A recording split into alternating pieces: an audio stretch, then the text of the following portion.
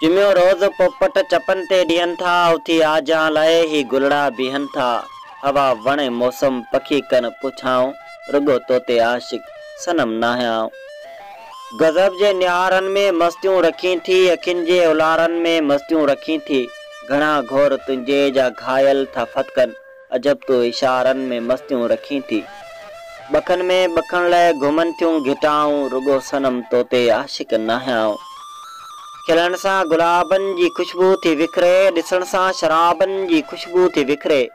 संदई सूं चमकी सजी सोन वांगे, जशन सां जवाबन जी खुशबू थी विखरे। नशन में बुडल थी अलाड़े अदाऊं, रुगो तोते आशिक सनम नाहियाऊं। सभई सुरई संगीत सुरहान तो में, मतल आहे मोहब्बत जी महिरान तो में। गज़ल गीत वायूं विरद कनि था तुंहिंजो, ऐं चेटन जी चंचल चांडाण तो में। ज़िकर में फ़िकर में ही छुड़वाग छाऊं, रुगो तोते आशिक सनम नाहियाऊं। जबल झंग जर में ज़िकर तुंहिंजो गूंजे, कचे में कपर में ज़िकर तुंहिंजो गूंजे।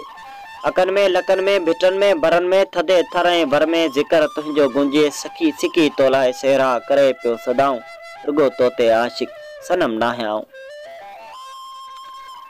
कसम साण जन्नत जी वादी लगी थी, सफ़ा सिंध वांगे तू सादी लगी थी। भिटाई जे बैतन जो उनवान आहीं, अनाउन के मारण जी आदी लगी थी। विछोड़न जो तो में भजन वार ताऊं, रुगो तोते आशिक सनम नाहियाऊं। ॾिठम आशिकी जा अजब आर तो में, मजादन जी महकार जा पार तो में। तो गहरियल गलिन जो गियो थी लगी जण, चेटन जी चंचला चांडाण तो में। बनू बेट बेला कतियूं कन कथाऊं, रुगो तोते आशिक सनम नाहियाऊं। संदई खूबसूरत खिलण जी कसम आ, ऐं महबूब मुरकण मिलन जो कसम आ। खलक सारी तुंहिंजे अदाउन ते आशिक, हना थी हवा में हलन जो कसम आ। ककर चंड कन था सितारा सखाऊं, रुगो तोते आशिक सनम नाहियाऊं।